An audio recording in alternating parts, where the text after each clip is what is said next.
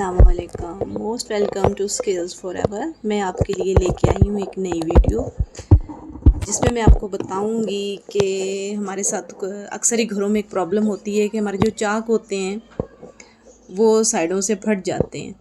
میں نے اکثر ہی لوگوں کے دیکھے ہیں کہ اس طرح سے ہوتے ہیں، تو میں آج آپ کو بتاؤں گی کہ ہم کس طرح سے اس چیز سے بچ سکتے ہیں، ہم کون سی ایسی ٹرک لگائیں گے، ایسی ٹپ میں آپ کو کون سی بتاؤں گی کہ وہ انشاءاللہ نہیں پھٹیں گے۔ یہ دیکھیں، یہ قمیض ہے جس کے چاک ایسے ہی پھٹے ہوئے ہیں، تو اس کے لیے آپ نے کیا کرنا ہے، ایک آپ نے 1.5-2 انچ کا کپڑا لے لینا ہے اور اسے فولڈ کر لینا ہے۔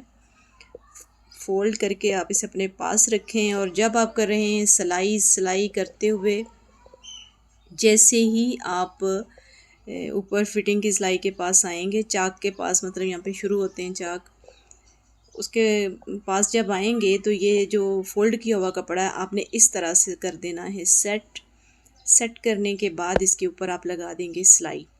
آپ اس کے اوپر سلائی لگا دیں گے تو یہ اتنا مضبوط ہو جائے گا، دیکھیے گا کہ یہ کھینچنے سے بھی نہیں پھٹے گا۔ چھوٹی سی ٹپ ہے، تو اس کو فالو کرتے ہوئے آپ اپنے کپڑے سلائی کریں تو انشاءاللہ تعالیٰ یہ جو معاملہ چاک کے پھٹنے کا ہوتا ہے یہ کبھی بھی نہیں ہوگا۔